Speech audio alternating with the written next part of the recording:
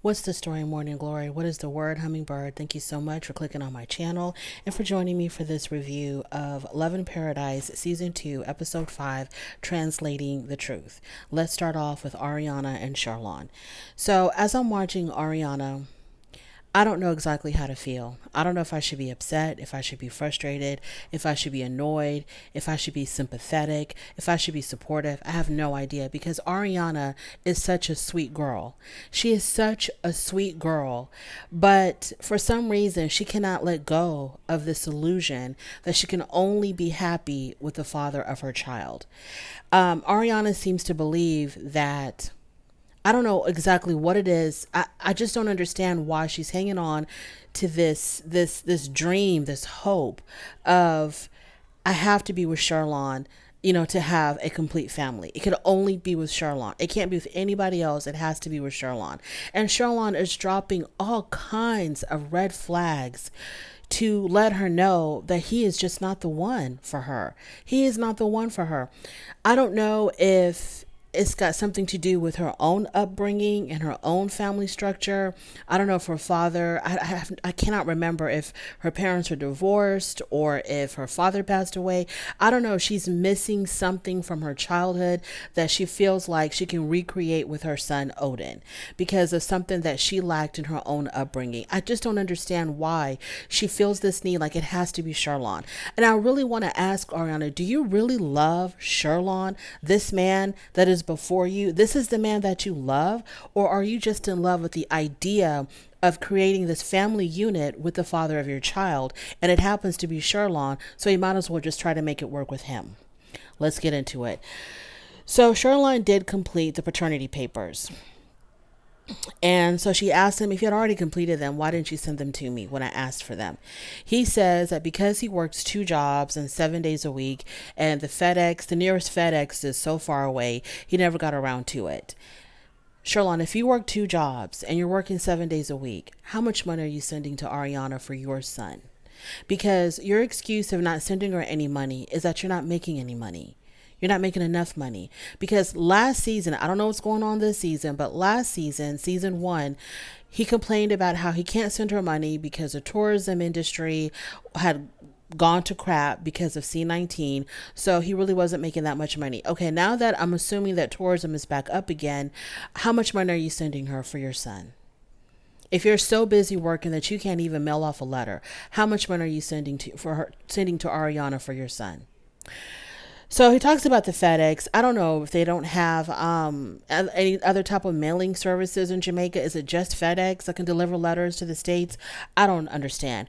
So because he filled out the paternity documents, Ariana says we are one step closer to being a family. Every time she says that, my heart breaks. My heart absolutely breaks every time she says that.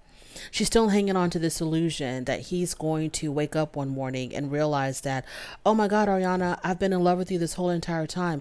Let's go ahead and start the K1 process so we can, get ready for me to move to America with you and plan our wedding. So they go to see Sherlon's friend James, and James is very much in support of the Sherlon and Ariana union. He thinks that Ariana is good for Sherlon. Okay, whatever. James asks about the visa process, and Sherlon says that he really doesn't want to live in the United States. And Ariana asks Sherlon, so how are you going to see your son if you're not living in the United States with your son? And Sherlon gives some vague answer of, oh, we'll find a way. Sherlon says he doesn't want to go to the United States because he feels like him and Ariana are going to be fighting all the time, and this is not going to be healthy for Odin. And he doesn't want his son to get hurt at the end. Sherlon says that he won't move to the United States until the relationship gets stronger. But then again, it can't get stronger if he doesn't move to the United States. According to this is what Ariana is saying. Ariana says Sherlon doesn't want to move to the United States until our relationship gets stronger. But our relationship can't get stronger until he moves to the United States. Then she tells him, you try hard with Odin, but you don't try hard with me and our relationship. The man says he doesn't want to go to the United States. He's never once expressed any interest in the K1 process. He couldn't even get around to doing a tourist visa. Then or now. What more do you need, Ariana, to understand that this man does not want to commit his life to you? He might want to play with you. Every time you come to Jamaica, I'm pretty sure he's going to be all over you, but he doesn't want to commit his life to you. Not in Jamaica, not in the United States, not on Mars, nowhere. Ariana seems to believe that if he loves his son enough, he will try to create this family unit with me and make an effort to come to the United States so that we can be married and live happily ever after as a family. But she doesn't understand. I don't know if it's because she's so naive or because she chooses not to understand. He can love his son enough and still not want to be with you. Him loving his son, the relationship that he has with his son has nothing to do with the relationship that he has with Ariana. And that's what Ariana doesn't I think she understands that, but because she wants Sherlon, she's going to act like she doesn't get that. And she's going to act like the only way for you to be a good father is to be with the mother of your child. Because that's what our son deserves. Our son deserves his parents to be together. It's like, Ariana, do you really believe this? Or are you just trying to manipulate Sherlon? Because y'all don't have to be together for this child to have a good life. Y'all don't have to be together for this child to feel like his father loves him. But she's going to, and this is what kind of sickens me about Ariana, is that she uses the love for his son to get what she wants out of him. And she plays this whole thing of, if you love your son, you'll be with me. If you love your son, you'll give him 2 happily married parents. So Odin is not sleeping well at Sherlon's home, so they decide to check into a hotel. Ariana thinks that, like I said before, she thinks that Odin should be enough to make Sherlon want to move to the United States. Ariana asks Sherlon if he's been seeing other women since the last time she's been to Jamaica. And he tells her yes. He tells her yes. Now, Sherlon could be a player. He could be a cad. He could be a whatever you want to call him. But at least at this particular moment, Sherlon was honest. And he told her, yeah, I have been seeing other women. He says that he is a heterosexual man. And so when a female comes on to him, he ain't got no choice but to do what it do. And so then Ariana says, so you're saying that any man is just going to jump on any random woman? And then Sherlon says, I didn't say any random woman. I said if a beautiful woman approaches a heterosexual man, things are going to get popping. He didn't say beautiful woman at first. He said that if a female comes onto a man, then it's going to be on and popping. He didn't say beautiful. It doesn't even matter. But my point is, in reality, she doesn't have to be beautiful. She doesn't have to be beautiful. I don't know why he felt like he had to make that distinction to her. Sherlon will hop on anything that has a pulse. She doesn't have to be beautiful. He says to her, it doesn't matter how beautiful the man's wife is, how much she's got it going on. It doesn't matter. If another female comes onto a heterosexual male, it's going to be on and popping. He's going to, fall into that trap. That's also sickening to believe that. Sherlon, you're raising a son, or you're halfway, a quarter of a way trying to raise a child. Please stop thinking like that. As if men have absolutely no willpower. Men have willpower, but a lot of men just choose not to use it. They just choose not to exercise it. Men are not machines. They're not animals. Okay. They have the ability to resist and to say no and to stop. So his whole thing of a man is just, it's disgusting. It's absolutely disgusting. So I guess in Sherlon's world, there is no such thing as fidelity. And there's no possible way that a man can be faithful. Because there's beautiful women all over the place. And there's plenty of women who are not going to care whether or not a man is married. They're going to try their chances with them. And so in Sherlon's world, no man can resist. Every single man on earth is just cheating left and right. Because men just do not have the control, they're not able to use the brain that God gave them to do the right thing, to make the right choices. Men just are incapable of that, according to Sherlon. Sherlon even says to us that he has never been faithful. I don't know if he said that to Ariana. Maybe Ariana doesn't know that, but he told us he has never been faithful. And he says that men have weaknesses and urges, and his weakness is women. Ariana threatens to not add Sherlon to the baby's birth certificate. Of course, if Sherlon doesn't want to be with her. Ariana thinks that for Sherlon to be worthy of being in his son's life, he has to be with her. Then she starts crying and she says to him, that when they first met, Sherlon made her feel like he was in love with her. Now, please keep in mind that when they first met, Ariana was on vacation in Jamaica for just a few days. Okay, so she should have known that whatever goes on in Jamaica most definitely will stay in Jamaica, because what was the alternative? He was going to hop on a plane and go home with her? No, that wasn't going to happen at all. So she blames him for misleading her. She tells him, you made me feel like you were in love with me. You wanted to be with me. And if that's not how you really felt, you should have told me that. And I would have had other options, meaning that I would not have allowed myself to get pregnant by you.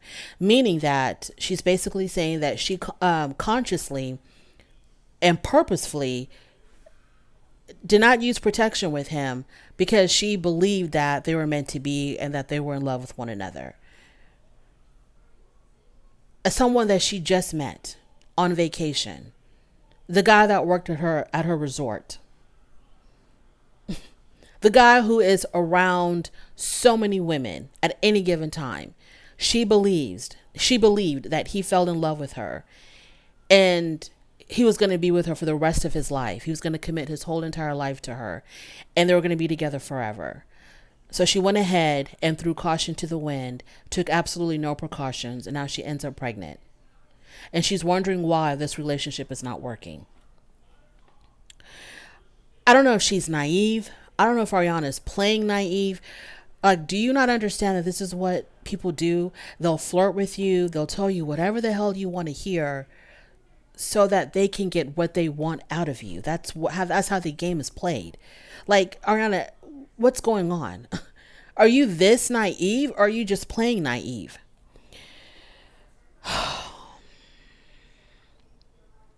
Him telling her that he had feelings for her or whatever the hell he told her to get her to not use protection. This is what you call, anyways, let's move on. So then Sherlon says, well, that's just the way I am. He tells her, that's just how I am. I'm flirtatious. I like women. Because this is when she has said to him, you made me feel like you were in love with me. And then he responds with, well, that's just the way I am. In other words, this is what I do. I make women feel like I'm falling in love with them so that they can give me what I want. Ariana, I don't know why I don't know. Then she uses one. Okay, so then she says that Odin deserves to have two parents that love each other.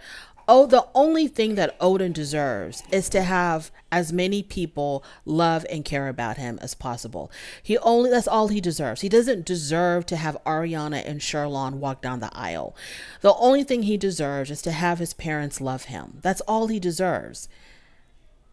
And the parents can love him and be there for him without them being married. I don't understand why Ariana doesn't understand that. Your son can still have the best out of his parents without the two of you having to be married.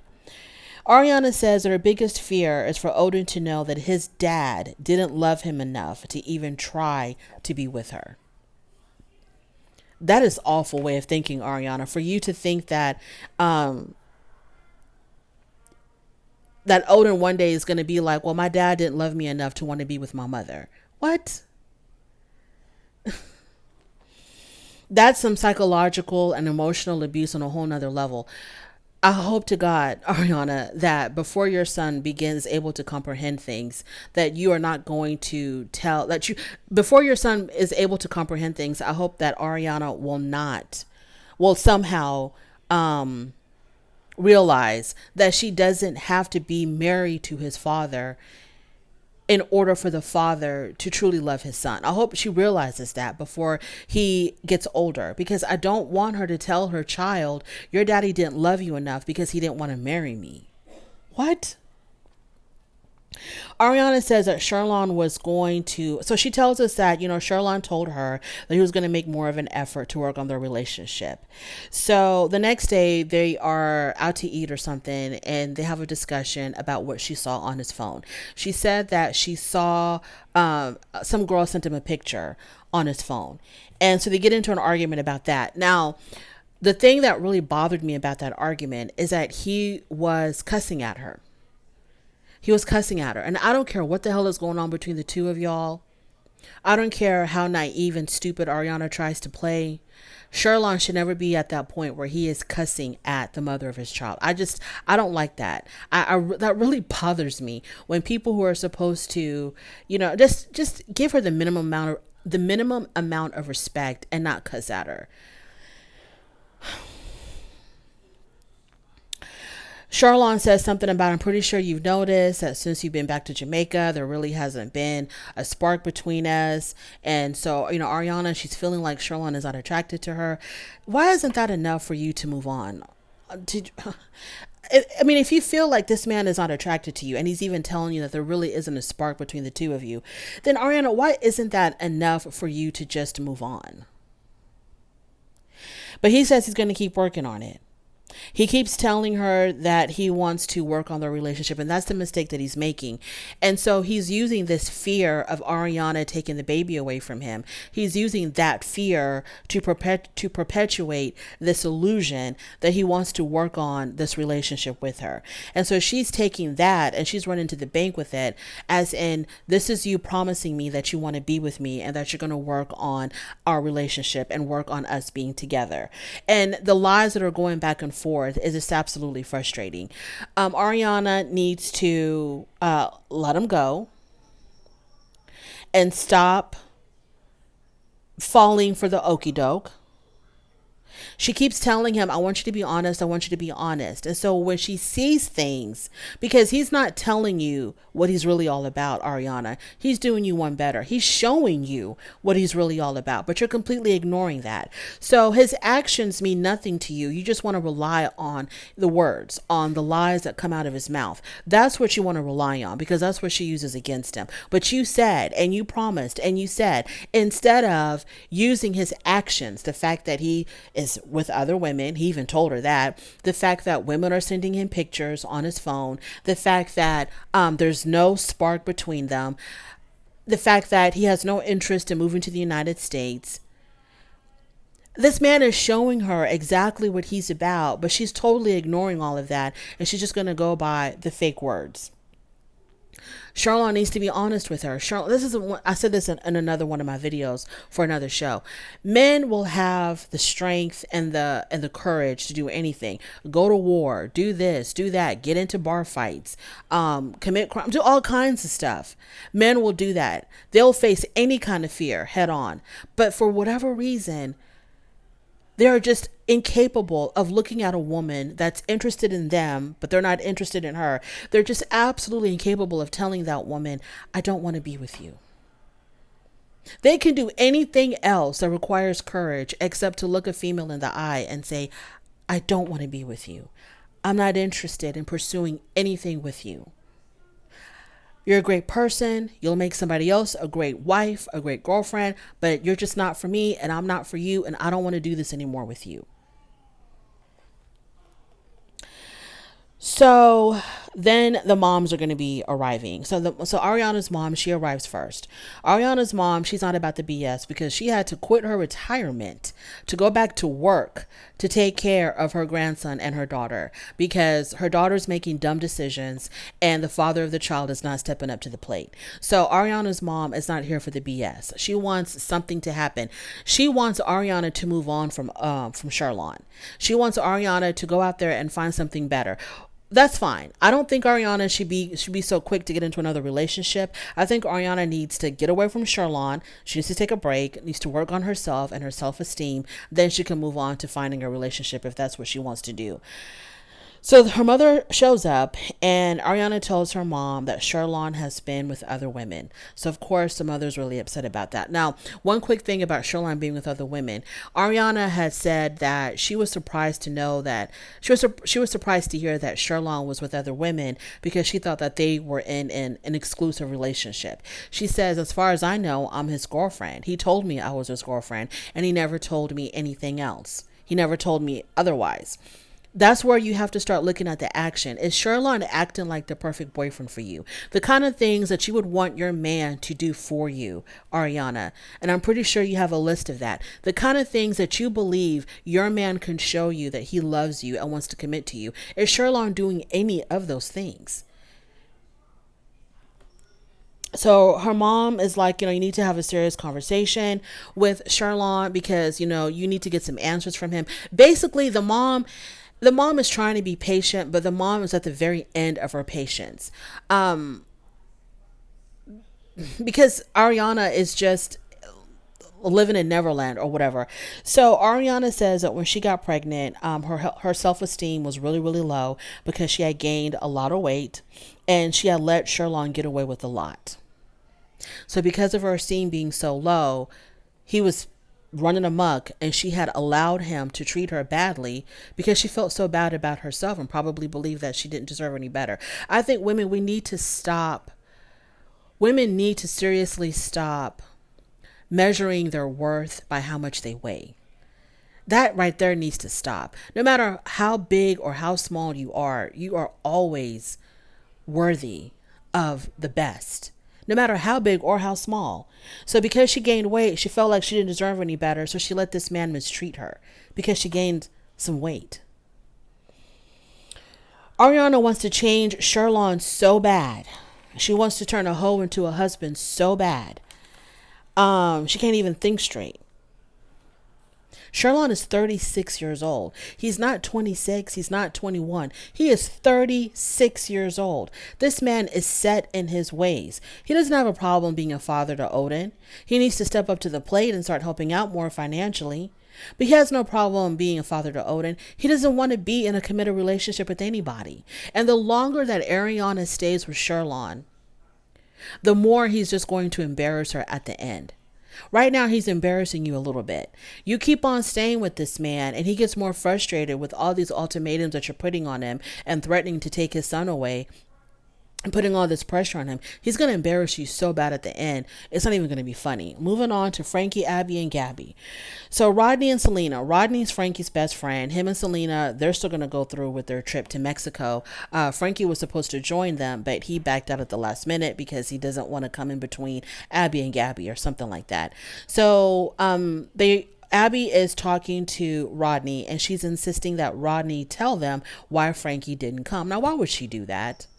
She didn't want Gabby to know that her and Frankie are planning to get married and to run away together to the United States. She doesn't want Gabby to know that just yet, but she was insisting on Rodney explaining why Frankie didn't show up when she knows damn well why Frankie didn't show up. Frankie did not come because he told her, I don't want to get in between you and Gabby, or I don't want to face Gabby, or something like that. Frankie told her why he didn't show up. So why she's pressing Rodney to spill the beans, I have no idea. But Rodney spills the beans and says he didn't want to come because he could not face Gabby. He is in love with Abby, and he wants to take Abby away from Gabby and take her to the United States and marry her. He even went as far as to buy her a ring. This is the first that Gabby has heard of this. So Gabby was completely blindsided by this. And so she looks at Abby and she's like, Abby, is this true? And Abby's going to play dumb. And so then Gabby says, did you know that this was the plan, that this is the reason why Frankie didn't show up? And Abby says, well, it was supposed to be a surprise, my love. And then Gabby says, a surprise to who? A surprise to you or a surprise to me? So they get a chance to talk one-on-one, just the two of them, Abby and Gabby. And so Gabby's like, what the hell is going on? And Abby says, well, Frank was supposed to come, and he was supposed to be the one to tell you what the plan is, that I'm supposed to, go go to America with him and get married. And so Gabby says, but what are you talking about? Frankie was supposed to tell me. I'm in a relationship with you. You were supposed to tell me. You owe it to me to give me an explanation of what the hell is going on here. So Abby decides to tell her the whole entire story, that her and Frankie have been communicating. They've been falling in love with each other, and Frankie wants her to come to America and be with him. And she says, but the plan is ultimately is that we would work on also getting you to come to America, and then we would all be together in the United States. And so Gabby feels betrayed. She feels betrayed by Frankie because Frankie didn't have the guts to tell her. She feels betrayed by Abby because that's her girlfriend and she didn't have the guts to tell her. So she's like, everybody's lying to me. I feel stupid because y'all had this big master plan going on behind my back, and now I'm looking like an idiot. So she tells Abby, you go on, you do you, boo. Go be with whoever the hell you want to be with. Go fall in love with whoever the hell you want to fall in love with. I'm out of here. So then she walks away. Now, Rodney says that because at some point, I'm not exactly sure when or where, but Rodney was talking to Abby and said, you keep on talking about Gabby joining y'all in the United States at some point. Well, Frankie, who's my best friend, has never once confided in me that Gabby was also supposed to come to the United States. As far as Frankie's concerned, he don't give a damn about Gabby. He just wants Abby. And there's no intention, there's no plan on bringing Gabby over there. I think that Abby told Gabby that she wanted her to come to the United States as well, just to kind of lessen the blow and to kind of help her deal with the idea of her running off to America with Frankie. But I think at the end of the day, Abby knew that there was no intention of bringing Gabby to the United States. She only told her that so that she can accept the fact that she's running off to the U.S. with Frankie. We didn't see hide or tell or Frankie in this episode, so I have no idea what the hell is going on. But this right here, this Abby, Gabby, Frankie story, it is so soap opera-ish. I don't even really know to believe it or not.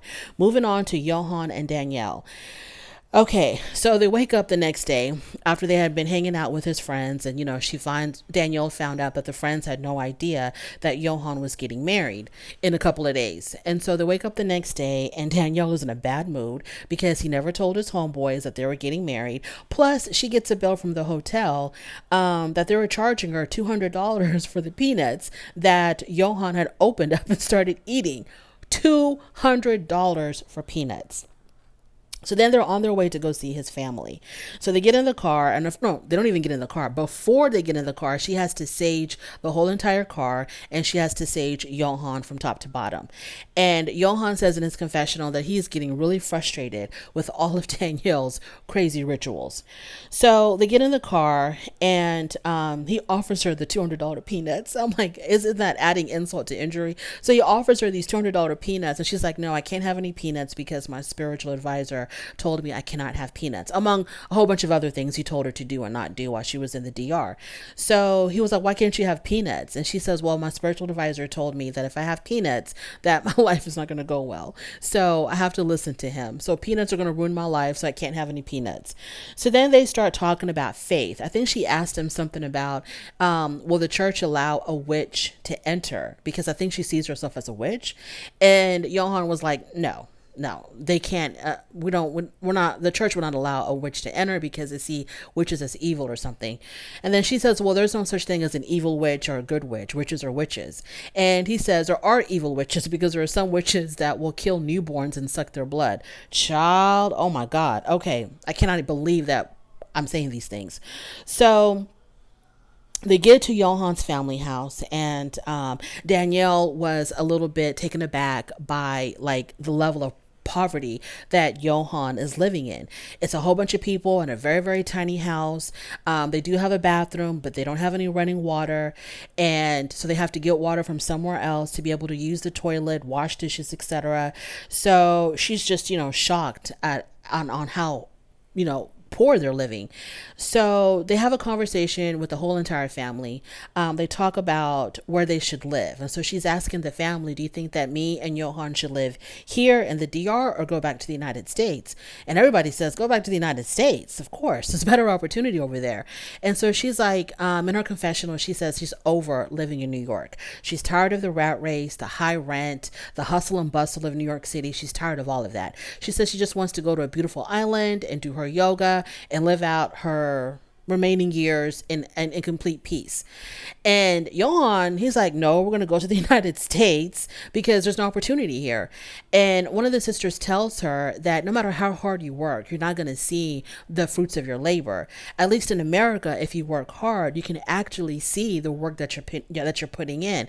Here, you can work hard and you'll never have enough money to do anything. So it's better for y'all to go live in the United States. Now, the issue that Danielle has with living in the United States is that she doesn't want Johan to eventually get a job and then start sending all of his money to his family in the Dominican Republic. She says, because that's going to put a lot of pressure on me. I'm going to have to support two people while his paycheck is going back to his family. And I'm thinking to myself, here we go again. Y'all want to get with these foreigners who have a completely different way of living. They have a completely different understanding of life. To them, family is number one. And how can you expect this man who's from a poor country to go to the United States, one of the richest countries in the world, and not help his family? Like, how can you expect that to happen? I don't understand. How does that work? How does that seem logical to you, that you want him to come to the United States with you? You know how his family is suffering in the Dominican Republic. He's going to eventually get a job, but he's supposed to turn his back on his family. And for her to say he's going to send his whole check to his family, girl, you know good and damn well that he's not going to send his whole check to his family. You know he's going to send some of his money to his family, and then he's going to use the other part of it to help you out. So she says she doesn't want to be seen as a sugar mama, or like, Johan is probably an opportunist or whatever. So that's what makes her give pause to this whole idea of living in the United States, because she feels like he's just going to be using her, because she asked the question, if I wasn't an American, would Johan still be interested in me? Well, girl, you should have asked that question before you even decided to marry this man. Moving on to Amber and Daniel.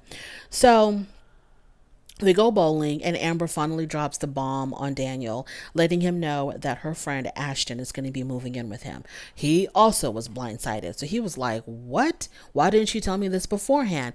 And here she goes, like, kind of like, you don't deserve to know because you don't pay any bills. You don't pay the mortgage. You don't pay any bills. You don't have a job. So you basically don't have the right to know anything. I can do whatever I want, and I'll tell you when I feel like telling you. So he says to her, well, that's really disrespectful because we're supposed to be a team. And then she says, well, a team is 50-50. I'm doing 100%. Girl, Amber. Ugh. You chose to be with a man who is not from the United States and who has limitations on his ability to work. But then you're going to turn around and use that against him. If you wanted a helper and you wanted someone to contribute financially, why didn't you just get an American man or someone who would be able to work right away? I don't get it. You know what the situation is, but then you use the situation to attack your husband. You constantly talking about how you're not contributing, you're not helping, you're not working, you're not paying for anything. Why do you want to emasculate him and make him feel worthless? And if you cannot afford the house that you bought, girl, that is your problem. That's not his problem. He didn't tell you to buy that house. That's your problem. You should have been a little bit more financially savvy. Anywho, so obviously he's not really happy about that. Ashton arrives. She goes outside to help him out with his bags and stuff. And so she tells him while they're outside, ooh, Daniel's pissed. Why would you tell Ashton that? It's already a very tense situation. And so the first thing you want to tell Ashton is how upset Daniel is. So he's going to be walking into a hostile environment. Why didn't you try to just either say nothing and just be like, okay, welcome to your new abode, and just leave it at that? Or try to be like, you know what? I talked to him. He wasn't as mad as I thought he was going to be, whether he was or he wasn't. But do whatever you can to make your friend feel a little bit more comfortable being in this new environment. Because I'm pretty sure Ashton, he's going through a divorce. He has his own issues, his own stresses. And here you come running out. Oh, Daniel's pissed. So he comes inside. The tension is thick. I don't know if Daniel was trying to exert some type of control over his household or what, but he was telling Ashton, all the rules. Like, you can't have friends, and I don't want you having parties in here, and I want you to clean up after yourself. And Amber quickly jumped on Ashton's side and said, well, he can do whatever he wants. And you don't even clean up after yourself. So you ain't got no right to tell him that he has to clean up after himself. And if he wants to have company over and he wants to throw parties and he can do whatever the hell he wants to do because he's going to be paying rent here. Amber, you're nasty. You're nasty, girl. You are nasty to your own husband, the man that you chose. The man that you chose. You went to, where was it, Costa Rica. You found this young guy, fell in love with his abs, coerced him to come into the United States with you, and now you're making his life a living hell. For what? I don't have time for Amber. Moving on. Valentine and Carlos. Valentine and Carlos. They're on the way to see Carlos's friends. And when they see the friends, one of the friends is Carlos's ex-boyfriend, Victor. So they talk about polyamory. And the friends are like really concerned for Carlos. And they say that, if Valentine decides to go find a third party to join their relationship, what happens if Valentine falls in love with the new guy? What happens to Carlos? You just kick him to the curb? And Valentine says, no, Carlos will always be my priority. I love Carlos. He will always be my priority. No matter who comes into our relationship, Carlos ain't going nowhere. So he's protected. He's fine. So then Carlos tells the friends that he plans on introducing Valentine to his sister. So Victor, the ex-boyfriend of Carlos, was like, wait a minute. When we were together, you were always hiding me and you weren't trying to introduce me to anybody in your family. So why does he get the privilege to be introduced and I never was? And Carlos says, well, back then I was only 18. I was, stupid and I was scared and I didn't really, I didn't know any better. So, I apologize, but I just didn't know any better back then. Now I have a little bit more confidence. I've gained a lot more knowledge. And so I'm in a completely different headspace. And so Victor's like, okay. So let's talk about that. And so Victor tells Valentine, you should consider yourself very, very lucky that he's willing to introduce you to his sister. So then, slowly Valentine is beginning to realize how much Carlos was in the closet and how much, how scared he was, to live his truth and to be who he is in front of his family. Like, it's deep. So after that, they took a trip to a place called Santa Marta. I think it's called Santa Marta. And in Santa Marta, Carlos says, life is a little bit more progressive. People are a little bit more open-minded. It's not as restricted as wherever they're coming from. So on their way there, they bicker in the car. They bicker in the car. They bicker at the hotel. They're bickering all the time. And so they're beginning to question, is this really going to work between the two of us? Because we're constantly fighting.